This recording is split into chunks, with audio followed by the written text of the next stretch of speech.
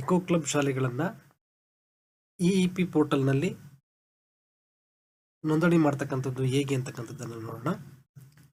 ಇಇಪಿ ಅಂದರೆ educational environmental program ಅಂತಕ್ಕಂಥದ್ದು.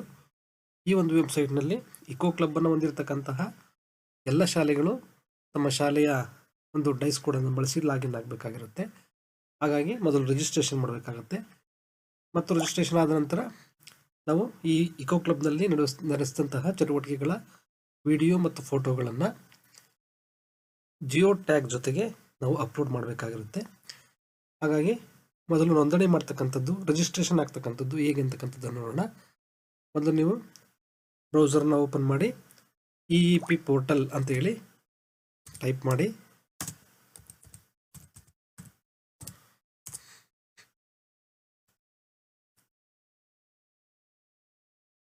ಬರ್ತಕ್ಕಂಥ ಆಯ್ಕೆಗಳಲ್ಲಿ ಎನ್ವಿರಾನ್ಮೆಂಟ್ ಎಜುಕೇಷನ್ ಪ್ರೋಗ್ರಾಮ್ ಅಂತ ಏನು ಕಾಣ್ತಾ ಇದೆ, ಎರಡನೇ ಆಯ್ಕೆ, ಇದರ ಮೇಲೆ ಕ್ಲಿಕ್ ಮಾಡಿ.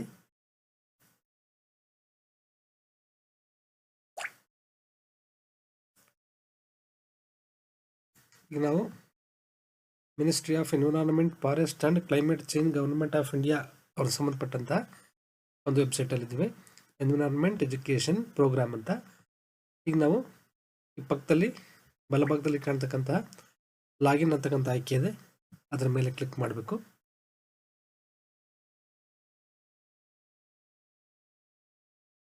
ಲಾಗಿನ್ ಮೇಲೆ ಕ್ಲಿಕ್ ಮಾಡಿದ ನಂತರ ನಮಗೆ ಲಾಗಿನ್ ಮತ್ತು ರಿಜಿಸ್ಟ್ರೇಷನ್ ಅಂತಕ್ಕಂಥ ಎರಡು ಆಯ್ಕೆ ಇದೆ.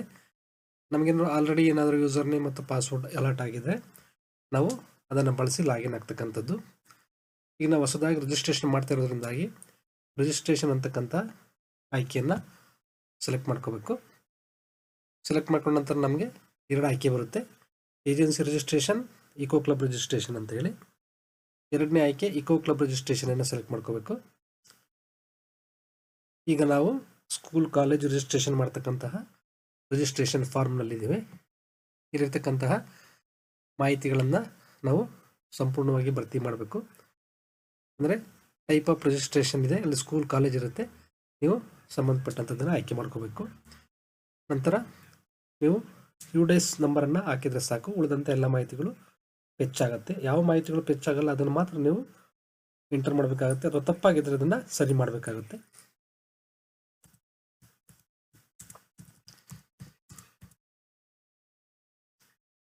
ಈ ಥರ ಡೈಸ್ ಕೋಡನ್ನು ಹಾಕಿದ ನಂತರ ನಮಗೆ ಎಲ್ಲ ಮಾಹಿತಿಗಳು ಹೆಚ್ಚಾಗುತ್ತೆ.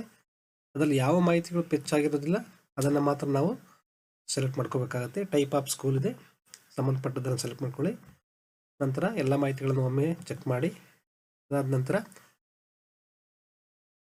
ಸ್ಕೂಲ್ ಕಾಂಟ್ಯಾಕ್ಟ್ ಡೀಟೇಲ್ಸ್ ಇದೆ, ನಂತರ ಇಕೋ ಕ್ಲಬ್ ಡೀಟೇಲ್ ಇದೆ. ಇದರಲ್ಲಿ ಸಂಬಂಧಪಟ್ಟಂಥ ಸ್ಕೂಲ್ HM ಅಥವಾ ಪ್ರಿನ್ಸಿಪಲ್ ನೇಮನ್ನು ಹಾಕಬೇಕು, ಅವರ ಫೋನ್ ನಂಬರನ್ನು ಹಾಕಬೇಕು, ಮತ್ತು ಕೆಳಭಾಗದಲ್ಲಿರ್ತಕ್ಕಂಥ ಇಕೋ ಕ್ಲಬ್ ಡೀಟೇಲ್ಸಲ್ಲಿ ಇಕೋ ಕ್ಲಬ್ ಟೀಚರ್ ಇನ್ಚಾರ್ಜ್ ಯಾರಿರ್ತಾರೆ ಅವರನ್ನು ಮತ್ತು ಅವರ ಮೊಬೈಲ್ ನಂಬರನ್ನ ಆ್ಯಡ್ ಮಾಡಬೇಕಾಗುತ್ತೆ. ಅದಾದ ನಂತರ ಸಂಪೂರ್ಣವಾಗಿ ಆ್ಯಡ್ ಮಾಡಿದ ನಂತರ ನಾವು ಇಲ್ಲಿ ಕಾಣ್ತಕ್ಕಂತಹ ಕ್ಯಾಪ್ಚಾ ಏನಿದೆ, ಆ ಕ್ಯಾಪ್ಚಾವನ್ನು ನಾವು ಸರಿಯಾಗಿ ಪಕ್ಕದ ಒಂದು ಬಾಕ್ಸ್ನಲ್ಲಿ ಎಂಟರ್ ಮಾಡಬೇಕು.